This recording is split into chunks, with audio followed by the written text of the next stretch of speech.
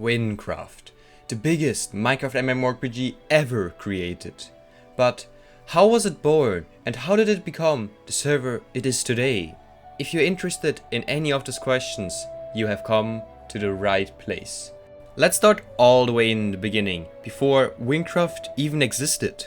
The year was 2012 and there was this person called Salted who ran a YouTube channel called Crafted Movie as well as a server with the same name. But one day he had an idea. What if there was an MMORPG in Minecraft? With this idea in mind, he put together a team of people. Grian, a great builder. He would go on to also do a lot of storylines and quest work for Wynncraft. A few years after Wynncraft launched, he also started his own YouTube channel, which you can argue is more successful than Wynncraft itself. Then there was also Jumla and Krunkle, server developers. Jumla became famous for memes and seemed to be more associated with all of Wyn's general code and plugins. Krunkle did a lot of work too. In particular, he was the guy who made the armor skins and the basics of a boss cinematic system. Lastly, there was Tema63 and Hi My Namel's AJ, who were the two website developers and forum developers. Something funny about these people is that they both had pig skins. All those people worked for Crafted Movie and would end up becoming Wyn's first admins.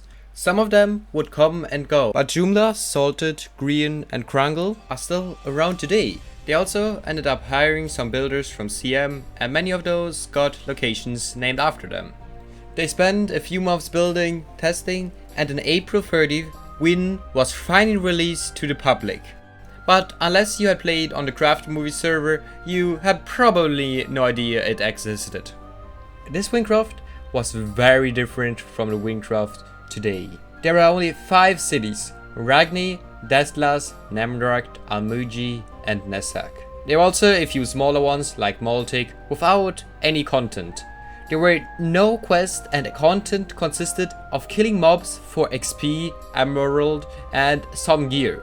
There were also 3 dungeons but no incentive to run them more than a few times. Exploration had a real reward. If you strayed from the path, you might find some cool builds or unique mobs. The max level was level 70, but reaching it was basically impossible since content ended at level 40 and the strongest items were for about level 45. A fun fact is that you could buy VIP back then and there was a good incentive to do so because the desert and the taiga regions were blocked off to non-donators. Wynncraft got its first update on May 17th, 2013, where a brand new zombie dungeon was added, which today has become the Underworld Crypt dungeon. 2 weeks later, another update already came to Wynncraft, which included the Silverfish dungeon and the item identifier. The Silverfish dungeon is today known as the Sand Swamp Tube dungeon. Then, a month later, Wynncraft got its biggest update yet. It launched on June 29th under the title The Pet Update, due to the fact that pets were added to the online store, but the update contained so much more than that. Swarms and dueling were added, VIP exclusive regions were removed in exchange for buying pets that could fight for you. This was also Wyn's first update that addressed higher level content, and they did so by adding level 45 to 60 items and the jungle area. Even though it was extremely hard to hit the max level, which was 70 as mentioned earlier, some people actually managed to get it, and a person called Semabizel got very famous for being the first person to have gotten all 4 classes all the way up there. He had also found a glitch that allowed him to level up past level 70. So he continued grinding until he got the class to level 71. Doing so required the same amount of XP as it took to get from level 1 to 70. At one point, sadly, his level was reset back to 70, but his achievement will forever be a part of Wynncraft's history and is also a part of Wynncraft's today's gameplay, where you can get up an extra level after the normal max level by getting the same amount of experience that is required from level 1 to the max level. By the end of summer, all of Wynncraft was waiting for the next and biggest update yet, 1.9. It seemed huge with its addition of a new town, Trums, and several long-awaited systems like skill points and quests. It finally released on September 13th to a very rocky start. Servers were down for most of the day and the lag was more unreal than usual, and there were probably tons of bugs too with all the quests. In the end though, 1.9 ended up being pretty successful and its features have continued to play a huge role on the server. Just 1.5 months later, on the 30th October, another major update was already released, named the Ocean Update, adding much more gameplay by adding a whole ocean with many islands that include a ton of quests, and also adding rare items, horses, and the level cap was increased to 75. A new super boss was also added to Wynncraft, Bob's reincarnation. He was extremely hard to beat back then, because he could one-tap a lot of the people that tried to kill him. Even though it was so hard, many groups managed to kill it by working together and getting themselves the Bob's mythic weapons. After this, Wynncraft released many smaller updates, adding more items, more quests, more mobs, and even some more islands in the ocean. On the 14th of January 2014, it was finally time for a big update, which came to be known as the spell update, making a lot of changes to how spells work. Almost all spells were revamped and changed a lot. Sadly, I wasn't able to find every single spell back then and compared how it is today, so this forum page is the best I could do. 3 months later, on the 5th of March 2014, another quite big update came out, 1.11.1. It brought a revamped Nessark Forge, which became the best build in the game at this time. 2 quests were also released. The first one was Beneath the Depths, a level 60 quest that finally bridged the massive quest gap between the Passage and Temple of Legends.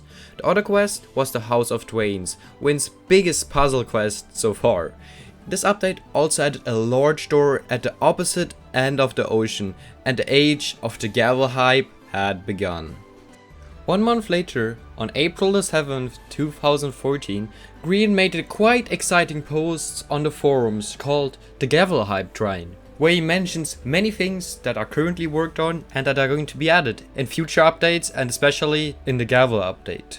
This made the whole community extremely excited, but what I didn't know is that it would take 1.5 years for the Gavel update to be released.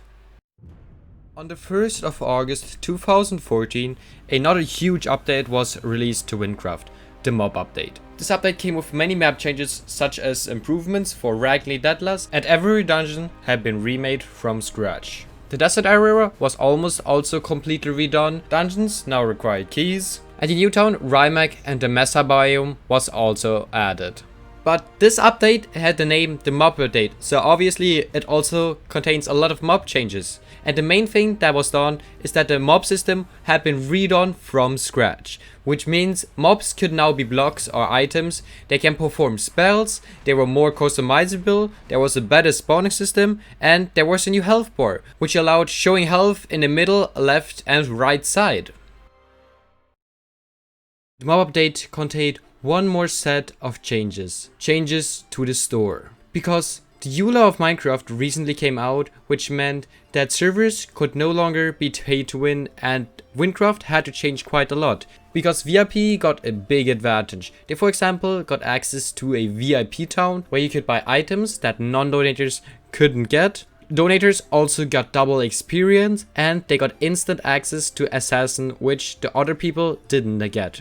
All of those things were removed and the VIP town was completely destroyed, and these are the ruins that are left of it today. Donators now instead had the ability to ride other players, and they got access to some cosmetic reskin classes, as well as things like magical effects, disguises, no lobby transparency, zombie horse cloak, and a few other things. Wynncraft's pay to win days were now mostly over. Another big update released to Wynncraft 4 months after the mob update, called the Winter Update. This update added guilds, which was a really popular suggestion on the forums. And even though guild may have been the main feature, the update also added a few other things, such as the Diurnal Jungle, the Ice Canyons, and many late game quests, including the first Wynn excavation quest and the Tower of Ascensions. Mini dungeons were another addition, which today all have become real fully made dungeons. The whole point of 1.13 was to add more endgame content, and it was successful in that regard, mainly due to guilds. With this update, relics were also added to the game. Now, there were relics spread around the map which could give you powders or other items. Since they were removed in the later Dungeons and Discovery update, let me explain what they are to newer players first. There were two types of relics, shrines and secret relics. The shrines were found in somewhat easy to find locations, and they gave you powders when you discovered them, which could be done an infinite amount of times on a cooldown. Secret relics, on the other hand, were extremely well hidden. If you managed to work out where to find them, you would be given an exclusive item as your reward. When relics were released, a new rule was added. Any post explaining the locations of the secret relics would be removed. The intent of this rule was to make finding those relics a challenge. However, some people had figured out the relic locations before the rule was added, so maybe it wasn't that much of a challenge after all. Now there would be a break in updates for Wynncraft, because the team was fully working on Gavel. The community was extremely hyped for this update, and to retain the hype, the admins posted numerous teasers. Salted posted many things about the new item system, of how there's going to be elemental damage, and he revealed more and more identifications. Grian also posted a few videos about Gavel. The first one being in January, which was a time-lapse where Aldori Volley was built. In March he released a walkthrough for a quest called In Ironheart Part 2. In April he released a lore teaser, and in June he had a Gavel Q&A where he answered a ton of questions the community had about Gavel. The Wynncraft Twitter also had plenty of teasers, such as the first glimpse at the texture pack and the airship feature.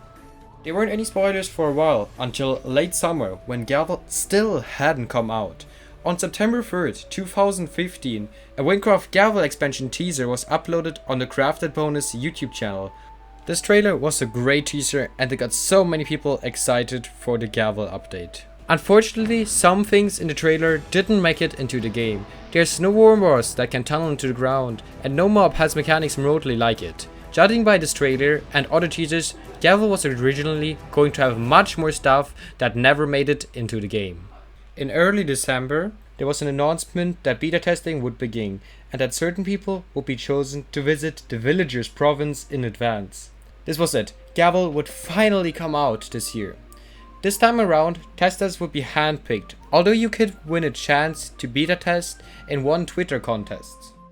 A few more days went by and Gavel was officially released on December 21st. This was the biggest update to Wynncraft ever, with its main features including a new province Gavel, which is 1/3 larger than Wynn. The level cap was increased from 75 to 100. The official research pack that we all know and love today was released. Potions now had level restrictions and could be drunk instantly. Merchants' GUIs have been changed. 50 new quests were added. The item system had been completely reworked, with items now having attack speeds and more requirements such as skill points and finished quests. Elements were added to the game. Human NPCs were added. A whole new identification system had been added, which included 38 identifications. The mythic item tier was added, which only included extremely rare and powerful weapons. Accessories were added. You could now also have more than 2 of each class. Before, everyone could have 1 of each class type, and donators could have 2 of each class. In total, there were 1,300 new items and 80 different 3D models for weapons.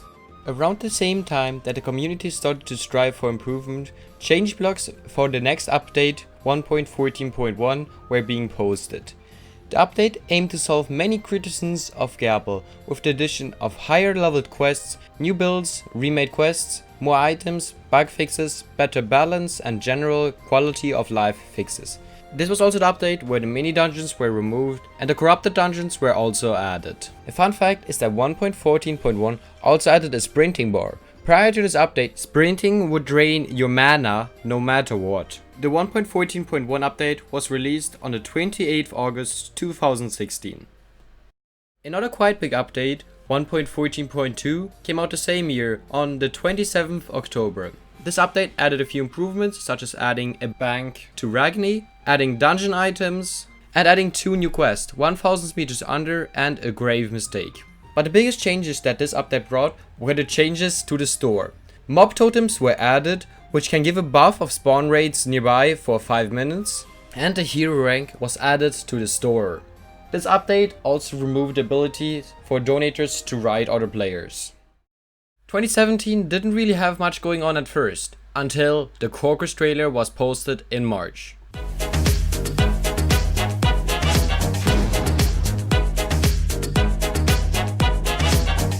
Finally, the Wynncraft community got a better idea of what was coming for the next update. Sure, we weren't getting Dern or the main storyline, but this was finally the endgame content update people were asking for, and a lot of the new additions seemed really cool. After an April Fool's joke stating that Corcus wouldn't actually come out, the update was officially released on the 7th April 2017. For a while, Corcus was packed with every high-level player, but in the first day, the new quests and dungeons were completed. Still though, the update included some stuff that took a while to find, such as the Necklace of 1,000 Storms and the new mythic, Warp. On the 4th July 2017, Wynncraft received a Guinness World Record for the largest MMORPG build in Minecraft. This sounds kind of like a ridiculous record, but it's still cool that Wynncraft accomplished this. The next big update was the Dungeons and Discovery update, which was released on the 15th December 2017. With this update, many builds were revamped, such as the cities Stroms and Ragni. There was also a quest added for each dungeon to give more insight about the dungeon. Some other quests were reworked and some were removed. And many new discoveries to replace the relics that I mentioned earlier in this video. Many patches were released to Wynncraft before the next update came out. Those were mainly quality of life changes and bug fixes. Until finally on the 18th January 2019 another big update was released, the Economy update. This was an absolutely massive update, with the addition of professions, crafting, a redo of most of the map, cool new mobs, and the long-awaited features like Molten Hide quests in the form of the Dwarves and Dungeons storyline. There was a significant amount of grinding added in 1.18 due to professions. Sure, you could craft cool stuff that might rival mythics, but you needed to spend a lot of time leveling up professions to do so. There is a way to sort of elevate this though, and that's by using profession XP and speed bombs. Those two bombs were added along with this update, and if you use both of them, you can level up your professions 4 times faster than normally. Some other things that were added with this update was the Corrupted Iceberry dungeon, mini quest which required a simple task from a player, and the marketplace, now allowing players to easily buy and sell items to each other without having to use forums or something like that to find items to buy or sell. The level cap was also increased from 100 to 103, with there also being the bonus level 104, which required the same amount of XP that it took to get from level 1 to 103. The last big update that has come out until this point in time is the Silent Expanse, which came out the 8th December 2019. This update added a new region, the Silent Expanse, south of Wynn, for players of level 100 plus. There was also a totally new class added, the Shaman. Before this update there were only the 4 classes plus their VIP counterparts, Mage, Warrior, Archer and Assassin. From this update on there are 5 different classes that you can play on Wynncraft. This update also updated all other class spells by improving effects and adding new party kills, and 8 new quests were added to Wynn and the Silent Expanse. The Hunted mode was also added with this update, allowing players to play in a risky but rewarding PvP mode.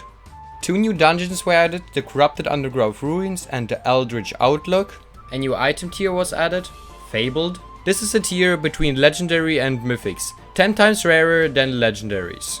Lastly, this update also included the ingredients pouch, so you can now store ingredients in the ingredients pouch without having to carry them around in your inventory. In between the economy update and before this update came out, people's inventories were always getting filled up because of all the ingredients that they picked up. And that's it. That's how Wynncraft has evolved from the start to how it is today in 2020. The future is still holding many more updates to Wynncraft. 2 that we know about is the province Dern, which is going to be added behind the Silent Expanse. And another province that will be added is Fruma, which is the home province of the player. And if you actually watch this video all the way to the end, I wanna give you a huge thank you. Make sure to subscribe for more videos like this coming in the future, and click the like button if you did enjoy it. And bye guys, I will see you guys in my next video or live stream.